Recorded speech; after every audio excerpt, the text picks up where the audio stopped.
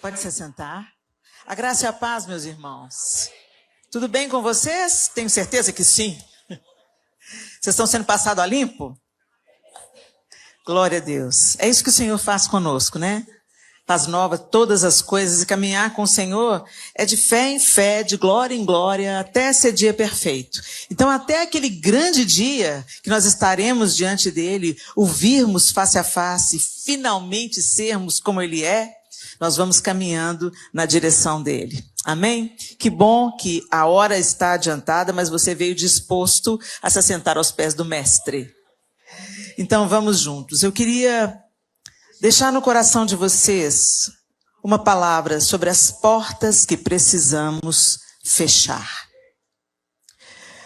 Eu tenho certeza que o Senhor tem falado poderosamente. Eu estava lá no gabinete ouvindo a doutora Tânia Tereza.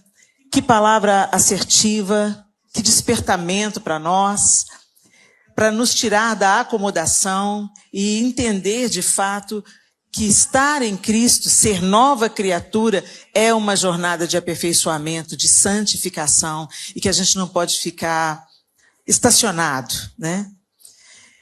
E para isso a gente precisa de fechar algumas portas. O Senhor preparou o banquete, pôs a mesa e nos convidou. Mas nós precisamos de aceitar o convite, caminhar até a mesa, nos assentar com Ele. E muitas vezes a gente deixa as portas que a gente deveria fechar abertas. Lá em Efésios no capítulo 4, no verso 27. Não deis lugar ao diabo. O apóstolo Paulo, escrevendo à igreja em Éfeso, ele está falando no imperativo, ele não está sugerindo, ele está falando no imperativo. Da mesma forma que quando ele está falando aos Efésios no capítulo 5, ele fala, enchei-vos do Espírito. Aqui ele está falando, não deis lugar ao diabo. Essa é uma menção direta para nós que cremos, para a igreja em Éfeso, há centenas de anos, e para nós agora, no século 21. E a palavra lugar, no original grego, é topos, que também pode ser traduzida como espaço, território e oportunidade. Então, não dê espaço para o diabo. Não dê território para o diabo. Não dê oportunidade para o diabo. E como isso acontece, Helena? Com portas que ficam abertas. Há um tempo atrás, nos Estados Unidos, pegaram um serial killer. Ele matou em série várias pessoas nas suas próprias casas. E perguntaram para ele qual que foi a motivação do crime. Por que você decidiu? Foi aleatório, porque normalmente o serial killer, ele tem um padrão. E esse padrão é que ele matava da mesma maneira as pessoas dentro das suas casas. E aí perguntaram para ele, e ele falou, a porta estava destrancada. Eu entrei. Em algumas cidades nos Estados Unidos, é muito comum as pessoas não trancarem a porta. Hoje as coisas já têm mudado um pouco por lá. Mas há alguns anos atrás, elas saíam de casa com a tranquilidade que ninguém ia mexer nas coisas delas. Então, só fechava a porta, não trancava a porta, como nós temos esse hábito aqui no Brasil. E aquele serial killer falou, eu achei a porta aberta. E muitas vezes Satanás faz a mesma coisa com a gente. Eu achei a porta aberta. Então vamos entender quais são essas portas. A primeira delas que eu queria compartilhar com vocês é portas abertas pelo pecado não confessado. É tão interessante quando Deus vai fazendo as coisas, né? Eu estava ouvindo a pastora Tânia Tereza e pensando, aí, Senhor, olha o que o Senhor está falando. Em verdade te digo. A primeira porta que precisa ser fechada é o pecado não confessado. 1 João 1,9 diz, se confessarmos os nossos pecados, Ele é fiel e justo para nos perdoar os pecados e nos purificar de toda injustiça. Quando nós pecamos e não confessamos ou justificamos o nosso pecado, nós estamos deixando uma porta aberta para a atuação maligna. O pecado não confessado cria legalidade para a atuação do mal. Talvez a gente, normalmente quando a gente pensa em pecado não confessado, a gente imediatamente se liga naquelas coisas que são grosseiras, evidentes. Então a gente fala, não, eu não adulterei, não matei, não roubei. E a gente pensa que é só isso que aborrece a Deus.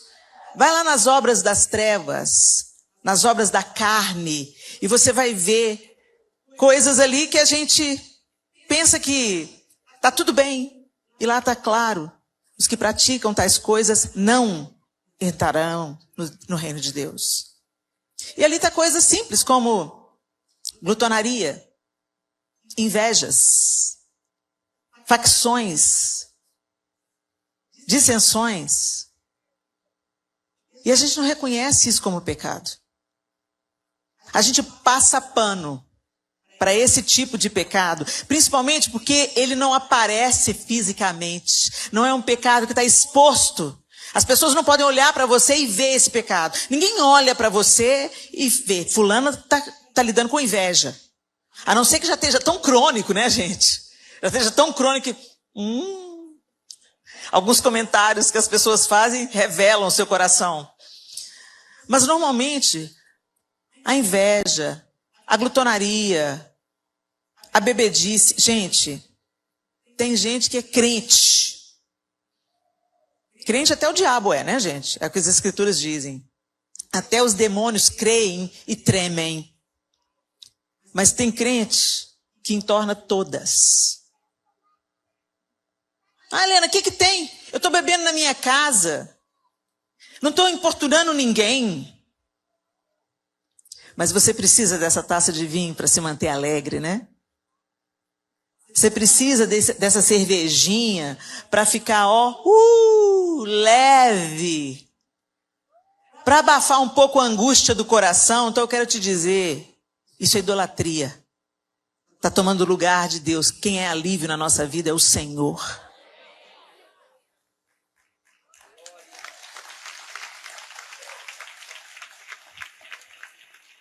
E muitas vezes a gente banaliza essas coisas. Gente, eu não sei se eu tenho problema com alcoolismo. Tem pessoa que vai beber, não vai tirar ela do foco dela, não vai tirar ela do centro dela, ela não vai atrás da bebida como um remédio para sua angústia, ela toma uma taça de vinho e é a mesma coisa de tomar uma taça de água. Agora tem gente que basta uma taça para ficar totalmente dependente. Meus irmãos, nenhum vício é abrigo para a gente. Nem vício na bebida, nem vício na comida, nem vício da internet, nem vício em jogatina, jogo do tigrinho. Gente, a nossa esperança é o Senhor. E tudo que você tentar colocar no lugar do Senhor é idolatria. E o Senhor abomina a idolatria. Mas quantas vezes nós damos lugar ao diabo porque a gente não considera que esses pecados aborrecem a Deus. A inveja, estou sentindo aqui dentro de mim. A mentira, é só uma mentirinha. É para ficar confortável. É para eu não perder o emprego. É para eu não ser chamada de santarrona. E aí a gente começa a literalmente sentar na mesa de Satanás e negociar com ele. Feche a porta, confesse os pecados que às vezes já se tornaram tão habituais na sua vida que você nem enxerga mais como pecado. Algumas pessoas, quando são confrontadas, falam assim, Deus entende. É o diabo também. Ele entende e acolhe. Deus abomina o pecado. E a palavra dele é clara. Os que praticam tais coisas não herdarão o reino de Deus. Então confesse o seu pecado. Nosso pecado precisa ser confessado. A gente precisa de rasgar o nosso coração diante de Deus. Lá em 1 João 1, de 7 a 9, diz assim: mas se vivemos na luz, como Deus está na luz, temos comunhão uns com os outros, e o sangue de Jesus, seu Filho, nos purifica de todo pecado. Se afirmamos que não temos pecados, enganamos a nós mesmos e não vivemos na verdade. Mas se confessamos nossos pecados, Ele é fiel e justo para nos perdoar os pecados e nos purificar de toda injustiça. Que a luz do Senhor ilumine o seu coração, os quartos escuros, onde muitas vezes vocês têm escondido coisas. E isso tem sido legalidade, território, oportunidade para o diabo entrar. Fecha as portas. A próxima porta é a raiva mal resolvida. Ixi. Efésios 4, 26 e 27. E não pequem ao permitir que a ira os controle. Acalmem a ira antes que o sol se ponha, pois ela cria oportunidades para o diabo. Olha o que as escrituras estão dizendo, meus irmãos. Eu não sei vocês não, gente, mas eu posso dizer por mim que ultimamente eu estou tendo que lidar muito com a minha ira. Muito mesmo. Quando a gente lê os jornais, quando a gente fica um pouquinho na internet, quando a gente vê as notícias, quando a gente vê a justiça virando injustiça, quando a gente vê o certo sendo chamado de errado e o errado sendo chamado de certo, o sangue talha. Mas a palavra de Deus diz que a minha ira não produz a justiça de Deus.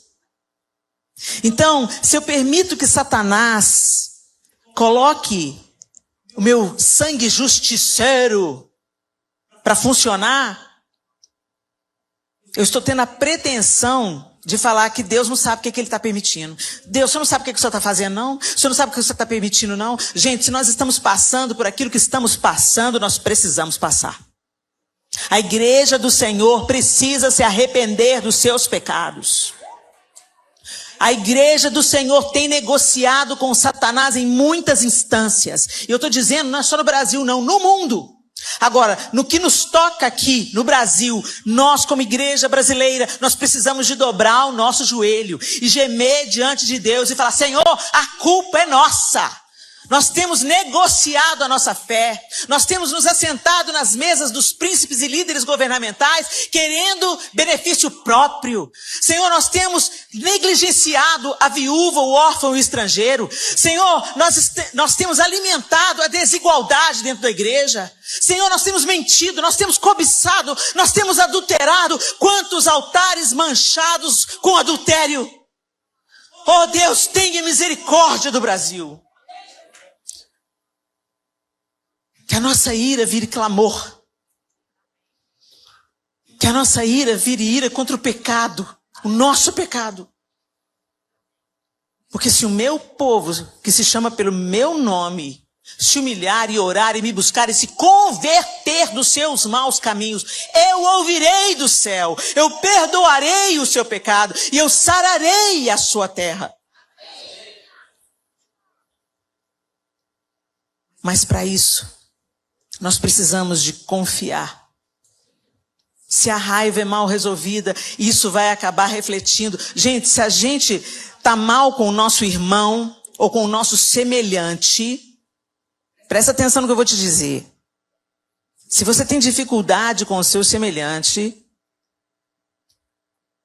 isso pode ser um sintoma da sua dificuldade com Deus.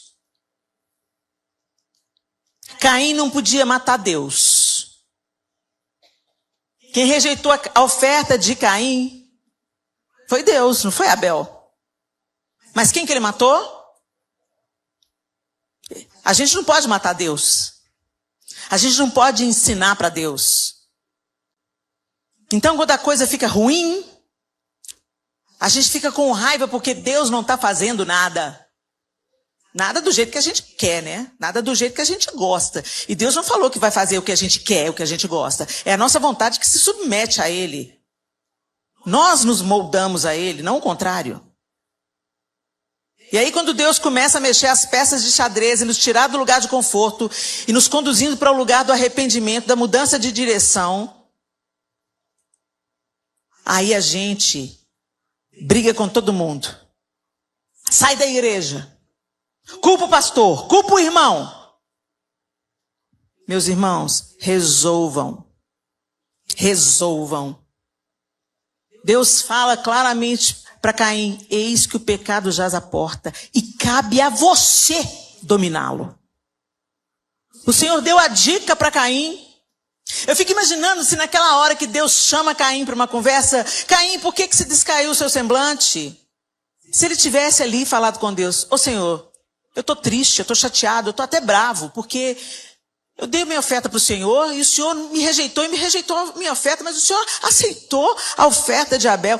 Eu fico curiosa para saber qual seria o próximo passo, o que o Senhor ia falar. Ô Caim, é porque Abel me deu das suas primícias, você me deu do que sobrou. Abel revelou aquilo que ele estava, o que eu significo para ele, e você não. Reveja o seu coração, Caim.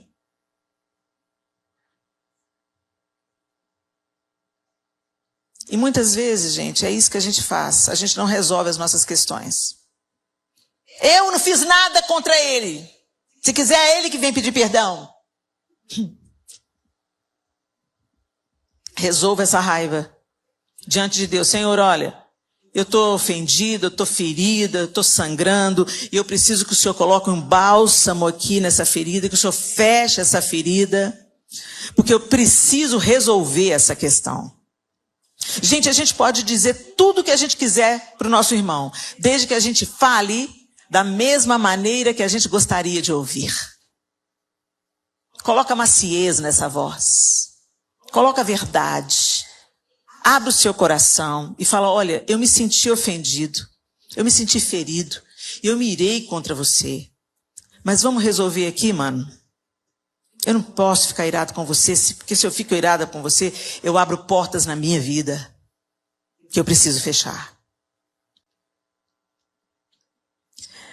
A próxima porta que nós precisamos fechar é a cobiça e o desejo desenfreado. O desgoverno na maneira como a gente lida com as nossas questões. Lá em Tiago 1:13-15 diz assim: quando vocês forem tentados, não digam, essa tentação vem de Deus, pois Deus nunca é tentado a fazer o mal e Ele mesmo nunca tenta alguém. A tentação vem de nossos próprios desejos que nos seduzem e nos arrastam. Esses desejos dão à luz o pecado, e quando o pecado se desenvolve plenamente, gera morte. A gente vive pondo a culpa no diabo. Mas o diabo usa o material que a gente dá para ele. O homem é tentado segundo a cobiça do próprio coração. Se você tem problema com honestidade, com dinheiro, é aí que você vai ser tentado. É aí que você vai ser testado. O diabo não vai te oferecer brigadeiro se você não gosta de açúcar e chocolate. Ele sabe o que te apetece. Ele sabe do que você gosta. Ele sabe daquilo que você tem dificuldade de lutar contra. E é esse laço que ele prepara para a gente. A fofoca, o desgoverno com o dinheiro, relacionamentos esquisitos. Gente, um adultério, a infidelidade, ela não começa assim: fulano estava andando com um casamento saudável, maravilhoso, ups, escorregou e caiu. Não, a queda é um processo. A gente começa a se afastar de Deus, a gente começa a orar menos, a buscar menos a presença de Deus. A gente vai se sentindo indiferente, enraivecido por aquilo que não está do jeito que a gente quer. Nosso casamento está começa a dar sinais, sintomas de que está doente. E aí a gente olha para aquela mulher que tinha cintura 78 centímetros, agora está 90. E você olha para o cara e fala, meu Deus, ele tinha tanto cabelo, agora não tem nenhum. E você começa a conferir e a comparar com o outro. Hoje nas redes sociais, nossa, mas o marido da fulana, nossa, mas a esposa do ciclano. É o seu marido, é a sua esposa, para eles que você tem que olhar. É ele que você tem que valorizar. E se a minha esposa não é o que ela era, então investe nela, meu irmão. Investe, que hoje tem muito recurso. Enfia a mão no bolso, manda ela fazer o botox, o cabelo, comprar uma roupa nova, um banho de loja, uma clínica de dieta, faz alguma coisa. Se você quer provar do vinho da videira, cuide da videira. Não deixe as pragas tomar conta.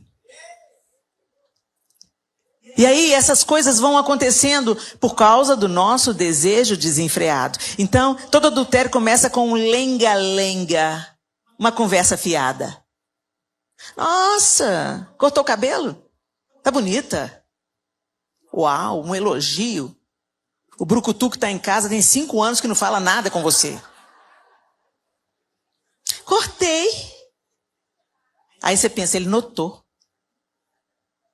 Quando você pensa que não, a mulher está se arrumando para o cara que elogiou ela. Daqui a pouco tem uma conexão emocional. Ah, eu estou vivendo um problema. Fulano é meu amigo. Eu vou conversar com ele. Deixa eu te dizer uma coisa. Os meus amigos homens são amigos do meu marido. Por isso são meus amigos. Eu não tenho uma amizade exclusiva com um outro homem que não o meu marido. Ele é o meu melhor amigo. É a ele que eu confidencio meus segredos. Mas a gente abre essas oportunidades, gente. Essa conexão emocional. Quando você pensa que não. Cama. E a desgraça está feita. Os desejos desgovernados, a nossa cobiça, a falta de freio. Não deixa para frear, gente, quando já está quase batendo, não. Você freia lá no início da ladeira. Quando começa a ter um declive, vai pisando no freio. E se for muito íngreme, volta daí, passa por outro caminho. Mas muitas vezes nós acolhemos o desejo, porque ele começa aqui, ó. Depois ele desce para cá. Depois.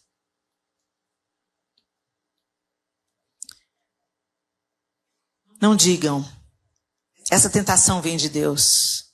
Pois Deus nunca é tentado a fazer o mal e Ele mesmo nunca tenta alguém. A tentação vem de nossos próprios desejos, que nos seduzem e nos arrastam. Vigie os seus desejos. Feche essa porta da cobiça e da falta de freio. A próxima porta que nós precisamos de fechar são as práticas ocultas e espirituais fora de Deus. Gente, o povo brasileiro, nós somos um povo naturalmente muito místico. A gente é uma junção de religiões, uma junção de hábitos. Então, por exemplo, tem muitas religiões que toleram outras. Por exemplo, no catolicismo tem os santos.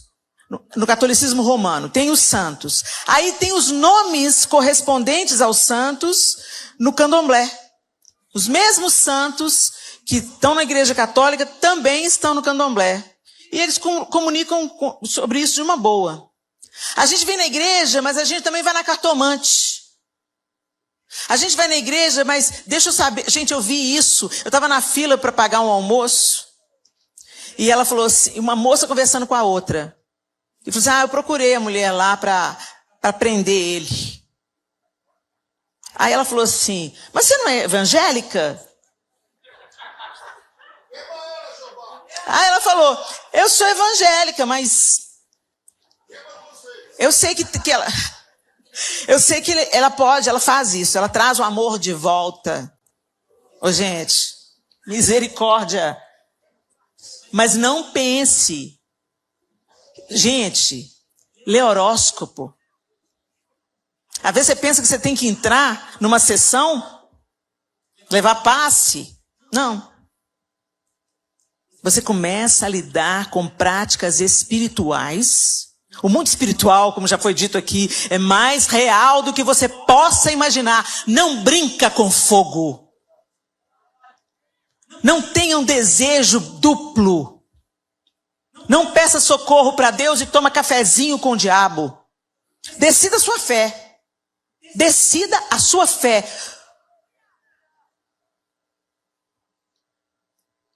Como diz o filósofo carnal, ateu, cara. Mas ele falou uma verdade tão grande. As pessoas customizam a religião.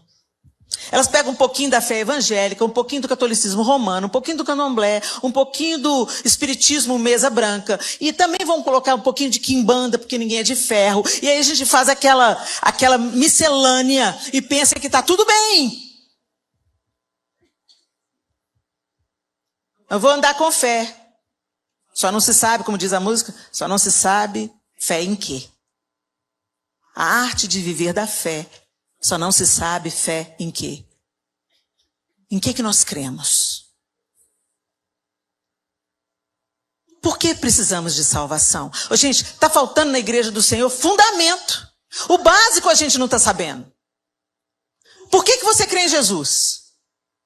O que ele veio fazer? De que ele veio nos salvar? Quem é Satanás na jogada? Por que você era irreconciliável? Por que você não consegue se voltar para Deus sozinho? Qual é o papel do Espírito Santo?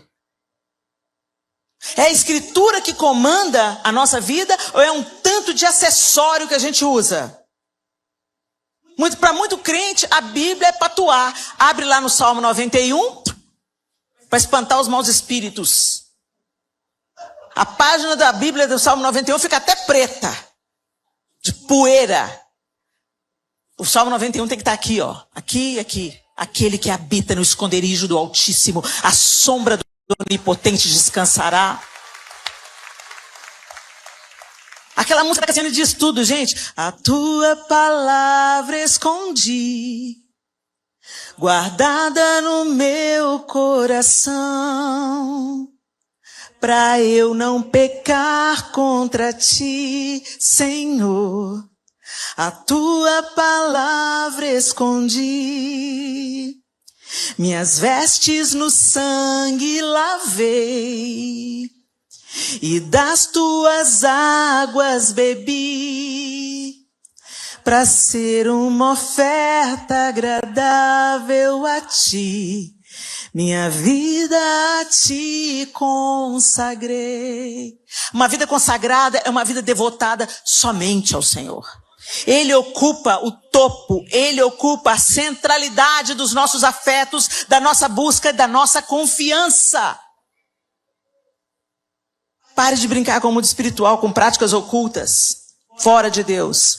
Deuteronômio 18, 10 a 12. Jamais deverá haver entre vocês. Sou eu que estou falando, gente, é a Escritura. Jamais deverá haver entre vocês alguém que queime seu filho ou sua filha como sacrifício. Não permitam que alguém do povo pratique adivinhação. Deixa eu abrir um parênteses aqui, gente. Tem muito espírito de adivinhação dentro da igreja e vocês estão chamando de profecia. Ah, porque o profeta fulano de tal, ele me dá o número da minha identidade. E em que isso glorifica a Deus? Em que isso edifica o corpo? Quando Deus libera uma palavra profética, Ele não libera uma palavra só para você, não. Se ela passa por você, é para atravessar você e alcançar outras pessoas. É sempre para a glória de Deus, para trazer a revelação para o corpo de Cristo. E muitas pessoas que têm o potencial, o chamado de ser um profeta de Deus, negocia. E quando você fez que não, está adivinhando. Vocês lembram daquela escrava que foi livre? E ela vinha atrás de Paulo falando, esses homens são servos do Deus Altíssimo. Estava endemoniada. Ela estava falando a verdade. Dê ouvidos a eles. Olha o diabo evangelista. Engano. Paulo se irritou com aquilo, virou para ela, repreendeu o demônio e ela foi liberta. Cuidado, gente, com o que vocês estão chamando do espírito da profecia. Não permitam que alguém do povo pratique adivinhação. Então é possível praticar adivinhação, certo? Use encantamentos, interprete agouros, envolva-se com bruxaria, lance feitiços, atue como médium ou praticante do ocultismo, ou consulte os espíritos dos mortos. Está na Bíblia!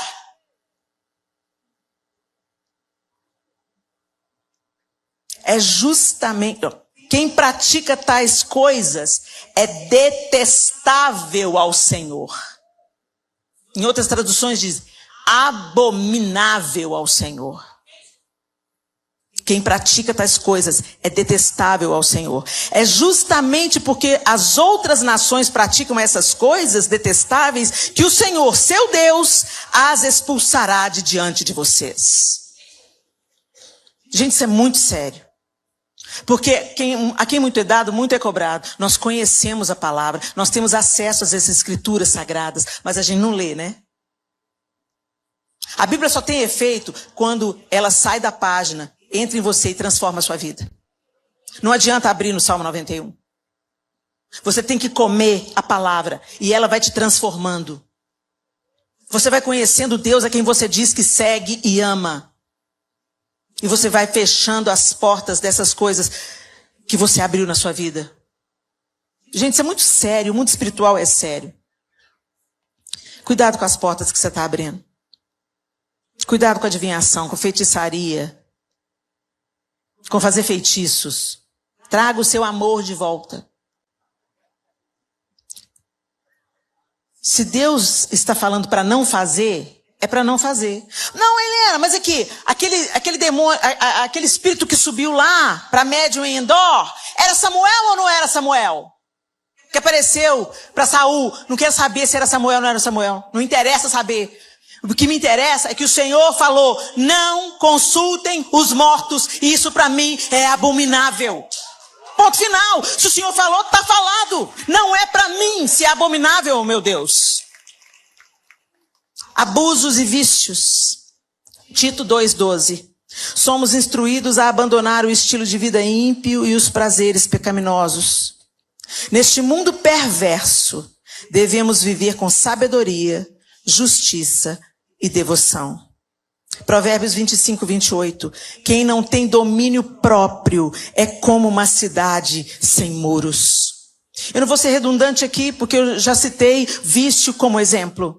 Então eu não vou ficar batendo na mesma tecla. Vocês já entenderam que os vícios e os abusos de certas substâncias, eles são portas escancaradas para o inimigo das nossas almas. Por isso que o domínio próprio é fruto do Espírito. Nós precisamos de buscar do Senhor esse fruto poderoso, autogoverno. Você não é governado pelo seu desejo. Você não é levado pelas suas preferências. Você não é conduzido para lá e para cá. O dia que você está feliz, você adora o Senhor. O dia que você está triste, você tem um coração firmado no Senhor. Fecha a porta dos abusos e dos vícios. O que consumimos com os olhos e os ouvidos. Ah, meu Deus. Mateus 6, 22 e 23. Seus olhos são como uma lâmpada que ilumina todo o corpo. Quando os olhos são bons, todo o corpo se enche de luz. Mas quando os olhos são maus, o corpo se enche de escuridão.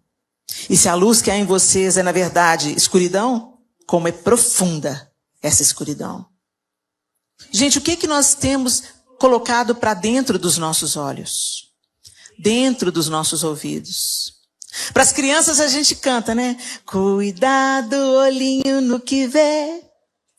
Cuidado, olhinho no que vê.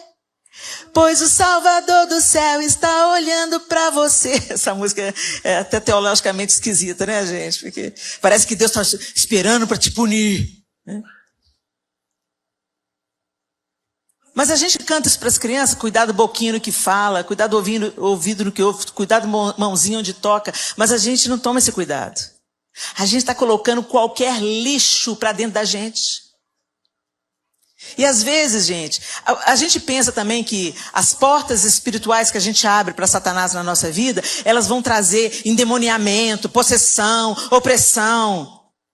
Gente, às vezes só vai causar distração. O diabo sabe como ele trabalha. Ele não precisa tirar você da igreja, não.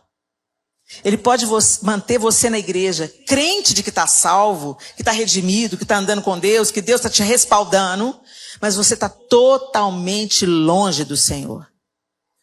Totalmente longe da sua vontade, do seu propósito. Por quê? Porque você se deixou distrair. O que você está assistindo? O que você está ouvindo? Que conversas você tem ouvido? A fé vem pelo ouvir, e ouvir a palavra de Deus. Então o contrário também é verdadeiro. Dependendo daquilo que você ouve, você é esgotado na sua fé. Desesperançado. E a pornografia? Quantos crentes lidando com pornografia? A pornografia está arruinando os casamentos dentro da igreja. Gente, a pornografia é um vício que vai destruir os relacionamentos de verdade. Porque ele cria modelos irreais de relacionamento. É uma cadeia. E tem aprisionado muitos homens, e pasmem, mulheres também. Toda impiedade, você pensa, não, eu tenho mais de 18 anos. Não coloque a corrupção diante dos seus olhos. Não abrace a pornografia. Feche essa porta em nome de Jesus. E a última porta. Palavras e maldições. A boca fala do quê? O coração está cheio. Quantas portas nós abrimos com a nossa boca? O que a palavra diz sobre isso? Provérbios 18:7. A boca do tolo é sua ruína. Ele cai na armadilha dos próprios lábios. Provérbios 18:21. A língua tem poder para trazer morte ou vida. Quem gosta de falar, arcará com as consequências. 1 de Pedro 3:10. Pois, se quiser desfrutar a vida e ver muitos dias felizes, refreia a língua de falar maldades e os lábios de dizerem mentiras. Quantas portas nós abrimos com a mentirinha? Quantas portas nós abrimos com a bajulação? Às vezes você não gosta de uma pessoa, mas você fica babando. Falsidade. Palavras hipócritas. Fofoca. Ah, mas eu não fofoco. Eu só acesso o site. Quando você assenta na mesa, você está se tornando co-participante. Quando você clica no botãozinho, você está financiando os sites de fofoca gospel. Não pense que isso vai ficar impune. Que isso não vai abrir fendas. Que isso não vai destruir você. O Senhor estava falando sério. Não se assente na roda dos escarnecedores. Você vê lá uma manchete sensacionalista e você fica, deixa eu ler. Autogoverno. Passe adiante. Tudo que você consome, você financia. Tudo que você assiste, você financia. Tudo que você compra, roupa, você financia. Se você quiser desfrutar a vida, é o que Pedro está dizendo na sua primeira carta, e ver muitos dias felizes, refreie a língua. Refreie a língua. Às vezes, a mentira, né, é acolhida por um bom motivo.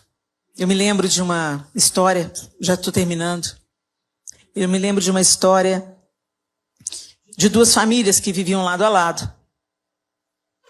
Uma família cristã, a outra família não. E a família de lá tinha uma cachorrinha, a Bolinha.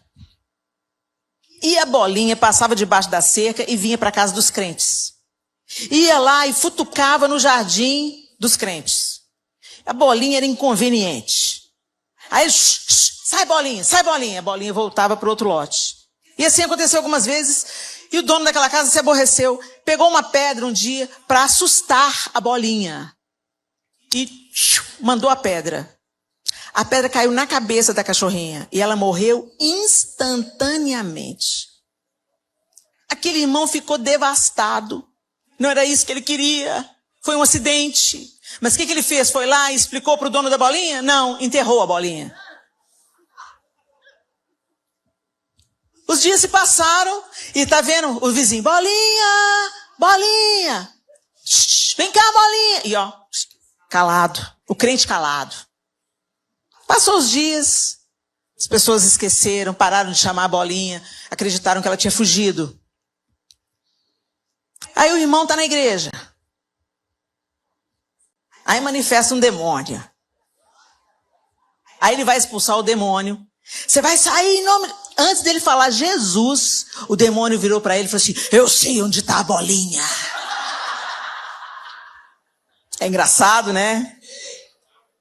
Mas o que eu quero dizer com essa história? O diabo está de olho em você. Não dê oportunidade, não dê território. Fale a verdade, caminhe na verdade, custe o que custar. É melhor você ficar vermelho por um instante do que ficar amarelo para o resto da sua vida. É melhor você romper com Satanás do que tomar café com ele. Feche essas portas em nome de Jesus. Fique de pé no seu lugar. Segura na mão do irmão que está do seu lado.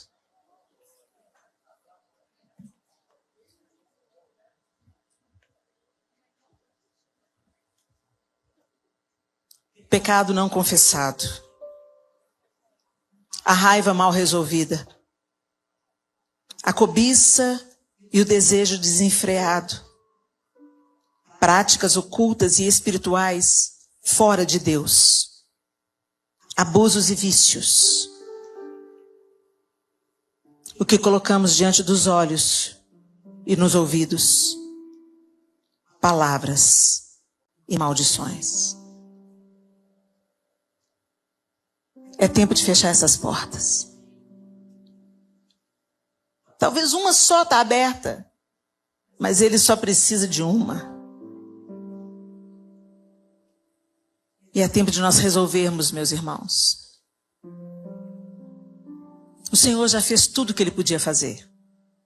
Ele já enviou Jesus, ele enviou o Espírito Santo para nos capacitar.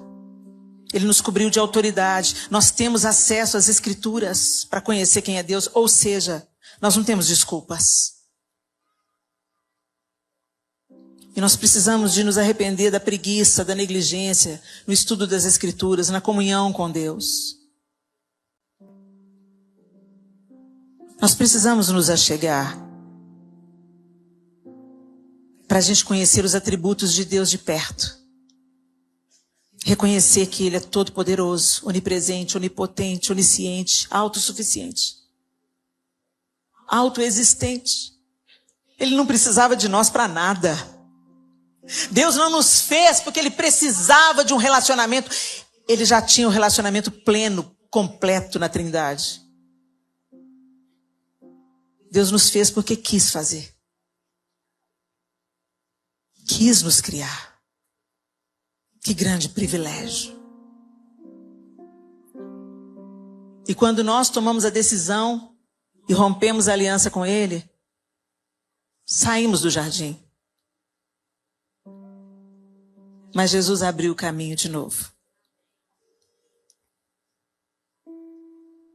Então pega a chave de casa e volta. Muitos estão na igreja, desviados. Estão na igreja, com as portas escancaradas para Satanás. E ainda culpam Deus. O Senhor não está me protegendo? O Senhor não está provendo?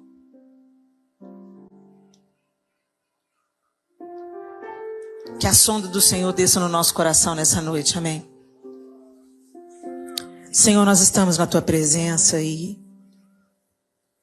nós somos gratos. Gratos porque o Senhor corrige o filho a quem ama e açoita a todo aquele que o Senhor quer bem. Sonda o nosso coração, Deus. Perdoa-nos e ajuda-nos a fazer o que nós podemos fazer. O Senhor já fez tudo e nós recebemos com toda gratidão. Agora precisamos de nos posicionarmos e fecharmos as portas que estão abertas, que estão destrancadas, a fim de que não sejamos mortos pelo nosso inimigo. Ouve o nosso clamor, Senhor, e que tudo aquilo que a gente aprendeu hoje não seja apenas mais um congresso, mais uma palavra, mas que gere em nós uma nova mentalidade. E que essa nova mentalidade gere em nós novas decisões, novas escolhas, uma santa maneira de viver em obediência ao Senhor. O Senhor é a porta. O Senhor é o caminho e é por ela que nós queremos passar. Em Teu nome, amém. Deus abençoe vocês, meus irmãos.